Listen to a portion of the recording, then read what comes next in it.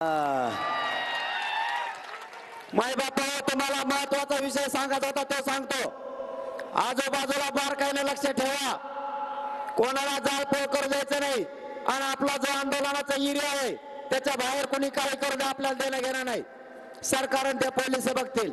आपल्या माणसाकडून कुठेही जाळपोळ होणार नाही याची दक्षता घ्यायची। किंमत तयार करा, सगळं घ्या, बऱ्याच दिवस माघारी यायचं नाही। कोणाचं बंद पडून तिकडं काही हो, त्याने फक्त आपली संडाची व्यवस्था करावी अशी आपली इच्छा आहे त्यांनी, कारण आम्ही जवळपास 3 कोटीपेक्षा जास्त येणार आहे। थोडे तितके नाही, मराठे घरी राहत नसते। आणि मी मुंबईला निघाल्यावर जर तुम्हाला आणखीन एक सांगायचं राहिलं बांधवांनो, आता शेवटाकडे आहेत आपण, म्हणजे संपला आपला, आता संपत आले सभा। मराठ्यांच्या लेकराला नोटिसा दिल्या, त्या लेकराला उघडं पडून देऊ नका। माय बाप म्हणून त्याच्या पाठीशी उभा राहा।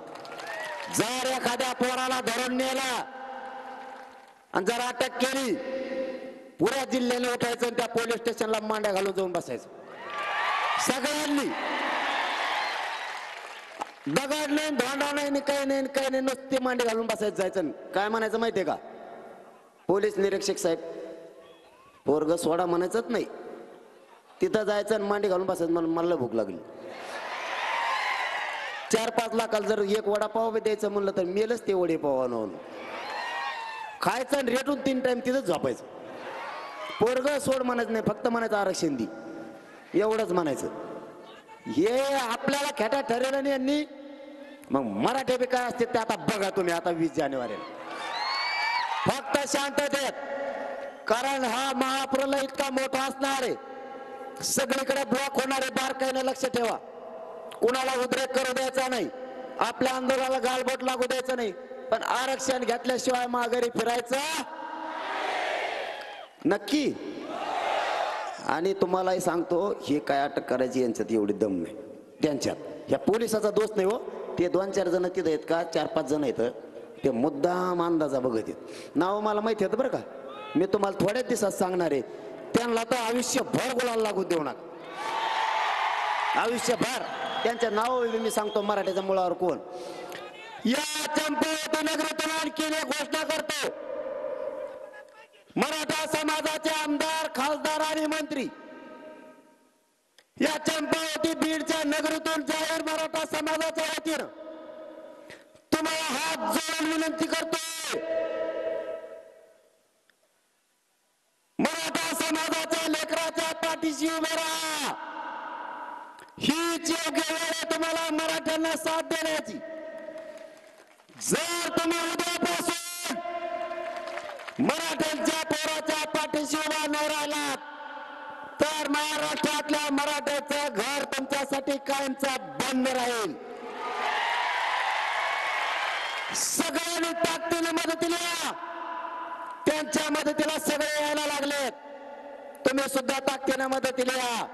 आणि मराठा बांधवांना त्याला एकदा सांगा, मदतीला ये म्हणून, नसता पुढच्या काळात त्याला दारात सुद्धा उभा करायचं नाही।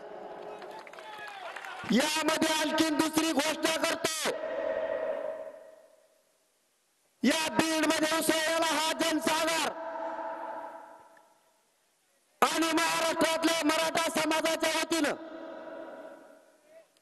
मधल्या काळात सरकारला काही 10-12 दिवस मिळतात,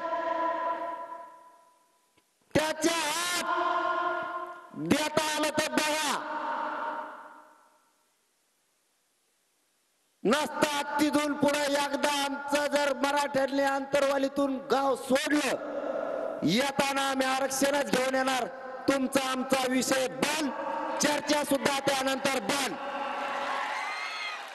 कारण आम्हाला मुंबईला यायची हवस नाही।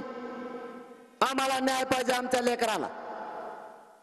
जर तुम्ही त्याच्या हात आता नाही दिलं तर इतक्या खुट्या मारणार मराठे की तुम्हाला आयुष्यभर खुट्या उपटणार नाहीत। आम्ही तर सगळे उपटून फेकले जात। मला पुन्हा एकदा सांगा, तारखेवर तुम्ही समाधानी आहात का? सगळ्यांचं एकमत आहे का? कारण तुम्ही हो म्हणलात, ऐकते राज्य महाराष्ट्रातले सगळे पोरं तयारीला लागणार आहेत. आपल्या घरचे व्यवस्थित करा, कारण हे 10-15 दिवस तयारीला पाहिजेत. तिथे गेलं तर माघारी आलं असं नाही.